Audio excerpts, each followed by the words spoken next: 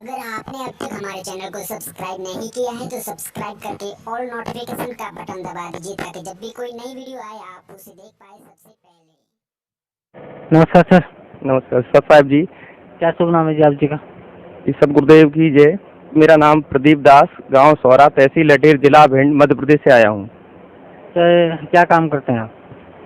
मैं इस समय वर्तमान में मध्य प्रदेश के अंतर्गत ही अध्यापक हूं, गवर्नमेंट माध्यमिक विद्यालय सौरा का, जो कि सौरा के अंतर्गत ही। वैसे शिक्षा के क्षेत्र में मैंने MSc फिजिक्स की हुई है और अभी वर्तमान में अध्यापक का कार्य कर रहा हूँ। सर परम संत सतगुरु रामपाल जी महाराज की शरण माने से पहले आप कौन सी भक्ति करते थे? परम संत सतगुरु रामपाल जी महाराज की शरण में आने से पहले जी मैं क्या बताऊं, अनजाने में ऐसी मनमाने आचरण किया करता था। जो घरेलू पूजाएं हुआ करती थी उन सभी में हिस्सेदारी रहती थी। जैसे किसी मंदिर में जाना, पितरों का तर्पण करना, अन्य किसी का भी प्रसाद चढ़ाना और इस तरीके से जाते थे। साथ ही साथ मेरे मन में कुछ ऐसी आकांक्षा रहती थी, इसलिए मैं शंकर भगवान की थोड़ी सी पूजा घर पे अगरबत्ती लगा करके किया करता था। और गांव में एक मंदिर था, उससे भी जाया करता था। साथ ही साथ गांव में एक मंदिर है हनुमान जी का, वहाँ पर प्रति मंगलवार को सप्ताह का जो दिन होता है उसमें वहाँ पर रामधुन हुआ करती थी। तो उस रामधुन में मैं थोड़ा अच्छी तरीके से हिस्सा लेता था, प्रसाद वगैरह भी चढ़ाता था और भी गांव के बच्चे जो आया जाया करते थे। एक दिन क्या हुआ भगत जी, मेरे साथ जो घटना घटी मैं आपको बताना चाहूँगा कि क्या होता है कि मेरे मन में थोड़ी आकांक्षा ये रहती थी कि हनुमान जी तो भगत स्वयं हैं और ये अपनी पूजा के लिए मना भी करते हैं, फिर मेरा उद्धार यहाँ से कैसे हो सकता है? इसलिए परमात्मा है कौन, वो किसके लिए? तो मैं तब तक ये समझता रहता था कि शायद शिव जी ही भगवान हैं और ये इनके रौद्र रूप हैं। तो इसलिए ये समय वहाँ सोच रहा था कि भगवान मेरे पर क्या कृपा करेंगी। एक दिन मैंने क्या हुआ कि बंदी छोड़ के नाम से एक साखी कही, क्योंकि वहाँ पर जो रामधुन हुआ करती थी उसमें कीर्तन भी हुआ करते थे। तो मेरे को ध्यान आ गया एक दिन दोहा, उसमें मैंने अचानक ही बोल दिया, मुझे याद भी नहीं था कि बार बार विनती करूं विनय कहूं कर जोर, अब की मोह उबारी सतगुर बंदी छोड़। तो बंदी छोड़ ने मेरे हृदय की वह पुकार सुन ली और उसी रात में मेरे को क्या है कि सपना दिया। वो सपने के बारे में क्या स्थिति बनती है कि मैं जिस हनुमान जी के मंदिर पर जाता था, उस हनुमान जी के मंदिर से रात में मेरे को मंदिर दिखा और वहाँ हनुमान जी के मंदिर से एक मूर्ति कट होती है, कट होकर के मेरे हृदय में समा जाती है और साथ ही साथ हम ऊपर उड़ चले जाते हैं। अब मेरे को कुछ भी ध्यान नहीं रहता, लेकिन जब मैं सुबह जागा तो मैंने देखा कि मेरी आंखें थोड़ी लाल सी थी और ऐसा लग रहा था कि मैं रात भर कहीं घूम फिरा रहा हूँ। अब इस स्थिति से मैं बहुत बेचैन हो गया। मैंने अपने साथी लोगों से भी जानने की कोशिश की, लेकिन कुछ भी हासिल ना हो सका। 2 दिन मैं परेशान रहा और कहा कि हे हनुमान जी, यदि आप ही की कोई ये चमत्कार है तो फिर मुझे आप बताइए, मुझे क्या करना चाहिए, कुछ ज्ञान दो। लेकिन ऐसा करने के लिए हनुमान जी ने तो कुछ भी नहीं कहा, लेकिन बंदी छोड़ जो मैं साखी लगा बैठा था, इसलिए परमात्मा ने मेरे पास एक भगत जी को भेजा और वह हमारे पड़ोसी गांव से विनोद दास जी जो हैं वो ज्ञान गंगा की किताब लेकर के आए। तो ज्ञान गंगा की किताब लेकर के आए और वो किताब उन्होंने थोड़े सहमाते हुए दी। तो मैंने देखा कि आखिरकार ये ऐसी क्या खास बात है कि आप थोड़ा ऐसा ये संकोच कर रहे हो। तो उन्होंने कहा भगत जी बात कुछ ऐसी ही है, क्योंकि इस किताब को मैं जिसको देता हूँ तो वो लेने में भी संकोच करता है और ले भी लेता है तो 1 या 2 दिन के बाद वापस भी कर देता है। तो मैंने कहा ये ऐसी बात है तो मैं जरूर पढ़ूंगा इसको। तो ऐसा करने के लिए मैंने उस किताब को पढ़ा। साथ ही साथ भगत जी ने मोबाइल चालू कर दिया, वहाँ परमात्मा का सत्संग चालू कर दिया था। सत्संग चालू कर दिया तो मुझे सत्संग में थोड़ा सा ध्यान आने लगा और इस कारण से मैंने ये कहा कि मैं इतनी देर में अभी सारे सत्संग सुन तो नहीं सकता हूँ, लेकिन मेरे मोबाइल में इनको फीड कर दो।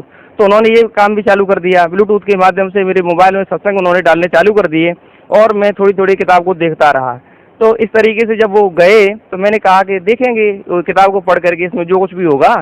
तो इस तरीके से उन्होंने कहा कि हाँ वैसे एक बार आश्रम में चलो तो सब बात समझ में आ जाएगी, भक्ति के लिए ऐसा ही बात है।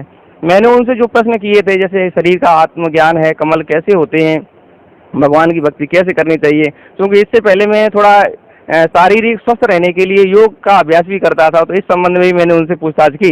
लेकिन उन्होंने ये कहा कि सारी बातें वो तो आश्रम में आप जाओ तभी क्लियर होंगी।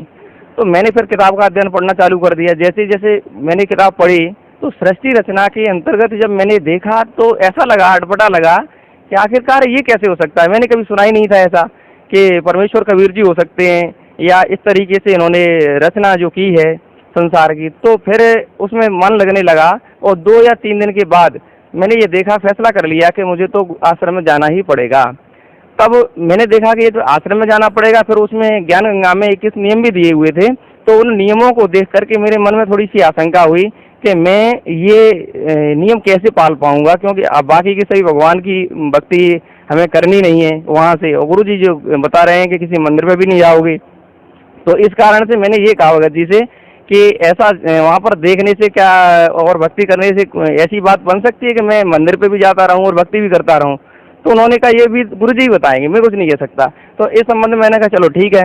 साथ ही साथ मेरे क्या है कि मेरी भक्तिमती जो थी उसको एक बिस्मिल की तबीयत खराब रहती थी, उसके स्तन में एक गांठ थी जिसके लिए मैं 2 बार ऑपरेशन भी करा लिया था डॉक्टरों से, लेकिन फिर भी वो ठीक नहीं हो पा रही थी। तब पता चला कि ये तो कहीं किसी प्रेत बाधा का शिकार है। तो मैंने झाड़ फूक भी उसकी करवाई।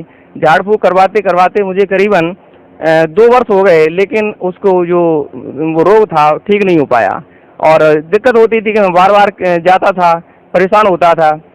इसी दौरान ये बात मैंने भगत जी से कही कि अब ये बात ये हो रही है कि आध्यात्मिक क्षेत्र में मैं आश्रम में भी जाना चाहता हूँ और इसमें तो पूजाओं के लिए सख्त मना है, और जब उसको यदि हम ऐसा नहीं करवाएंगे तो वो ठीक नहीं हो सकती किसी भी कीमत पे, तो क्या इसका समाधान होगा। तो उनने कहा ये भी गुरुजी बताएंगे। तो इस कारण से जब ये बात आई कि गुरुजी ही बताएंगे तो मैंने कहा सभी को ले चलते हैं। मैंने भक्तिमती को भी नहीं बताया, 2 बच्चे भी हैं मेरे, तो उनको भी मैंने नहीं बताया, और ये कहा आज चलो तुम्हें घुमाने के लिए ले चलते हैं। और इस तरीके से बंदी छोड़ सतगुरु रामपाल जी महाराज ने हमारे ऊपर दया की। पिछली वर्ष 31 अगस्त 2012 को मुझे नामदान के रूप में परमात्मा की शरण मिल गई। सर, परम संत सतगुरु रामपाल जी महाराज से नाम उपदेश लेने के बाद आपको क्या लाभ मिला? परम संत सतगुरु रामपाल जी महाराज की शरण में आकर के जैसे ही मैंने भक्ति स्टार्ट की, नामदान लिया, तो तब से लेकर के मेरे को ऐसा लगा कि यहाँ से तो मेरा जीवन धन्य हो जाएगा। आध्यात्मिक लाभ जो मुझे चाहिए था वो लाभ तो पूरी तरीके से मिल ही रहा था। साथ ही साथ जो परमात्मा ने आशीर्वाद मेरी भक्तिमती को दिया, कहा कि बेटा ठीक हो जाओगी, भक्ति करो, भक्ति से सब कुछ होता है, इतना कहते ही उनको यहाँ 3 दिन का जो आश्रम में यहाँ रहे थे, सत्संग था, उन 3 दिनों के दौरान ही उनको आराम मिल गया। फिर घर पर गए तो नियम से भक्ति करते रहे और 1 महीने तक थोड़ी सी कभी दिक्कत हो जाती थी, और फिर उसके बाद दोबारा से आ गए। तो यहाँ से फिर से अरदास लगाई परमात्मा से आशीर्वाद लेते समय, तो परमात्मा ने फिर से वही कहा कि भक्ति करो, सब कुछ ठीक हो जाएगा। और इस तरीके से फिर दोबारा से तीसरी बार आए तो बिल्कुल ठीक है, कोई दिक्कत ही नहीं है। और साथ ही साथ मेरे को भी शारीरिक तरीके से पहले तो मैं नहीं समझता था कि कोई कष्ट है, लेकिन कष्ट क्या था कि मेरी हथेलियों में भगत जी यहाँ से त्वचा छिल जाया करती थी, जिससे कि कपड़े जैसे धोना, साबुन का यूज करना ये मेरे से बनता नहीं था और थोड़ा कष्ट होता था।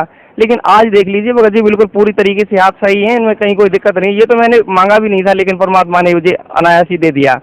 इस तरीके से ये शारीरिक सुख, और पहले जो योग किया करता था उससे कतई लाभ नहीं होता था, हमारे शारीरिक थकान जैसी चीजें रहती थी। लेकिन आज ये देखा जाए कि मैं योग बंद कर दिया है, कतई योग करता नहीं हूँ, लेकिन जो शारीरिक फुर्ती है मालिक की दया से उससे कहीं बेहतर होती है। सर, भक्त समाज को क्या संदेश देना चाहते हैं आप? भक्त समाज से मैं यही कहना चाहूँगा कि जो अपनी ज्ञानेंद्रियाँ दी हैं भाई इनका प्रयोग करिए।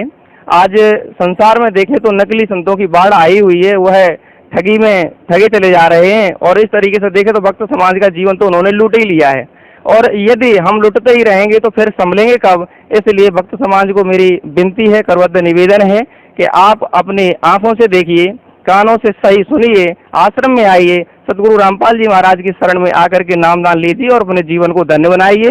यदि यहाँ पर आकर के आपको 3-4 महीने में नियम तो करने ही पड़ेंगे, नियम के साथ आपने भक्ति कर ली तो मैं नहीं समझता कि शायद आपको ये बात समझ में ना आए। सर, कुछ और बताना चाहेंगे आप परम संत सतगुरु रामपाल जी महाराज के बारे में, उनकी भक्ति के बारे में, या जो लाभ वो आप अपने साधकों को दे रहे हैं उसके बारे में? बंदी छोड़ सतगुरु रामपाल जी महाराज की जो भक्ति मुझे मिली, इस भक्ति के लिए मैं अन्य लोगों से यह कहना चाहूँगा, अन्य लोगों का तात्पर्य यह है कि जो संत महंत परंपरा पर आज के लिए गुरु पद पर बैठे हुए हैं, तो वो भी इस बात को समझ लें कि काहे के लिए अन्य जो भगत समाज है उसके जीवन को बर्बाद कर रहे हैं। क्योंकि सच्चाई तो सत्य तो सत्य ही होता है, उसको दबाया नहीं जा सकता। जिस तरीके से कैसे भी कहें कि सत्य जो है तो उसको दबा करके कितनी देर तक छुपा सकते हो, वो तो कर दिया। परमेश्वर आए थे 1398 में, उस समय से लेकर के 600 वर्ष अभी तक खराब कर दिए, गुजार दिए, और नकली पंथों को चला करके मानव समाज का, ये भक्त समाज का जीवन लूट लिया। अब लेकिन परमात्मा स्वयं फिर से आ गए हैं। संत रामपाल जी महाराज कोई साधारण इंसान नहीं है, परमेश्वर कबीर जी ही स्वयं आए हैं और इस कारण से अब की बार करोड़ों जीवों को कलयुग में पार करके ले ही जाएंगे। ऐसा उनका जो नियम है, इस तरीके से वो करते हैं, तो फिर नकली संतों को छुपने का ठौर ही नहीं मिलेगा। इसलिए तो जब वो समय आए उससे पहले ही रामपाल जी महाराज की शरण में आ जाइए, अपने जीवन को वो भी धन्य बनाएं। जी, धन्यवाद आपका बहुत बहुत।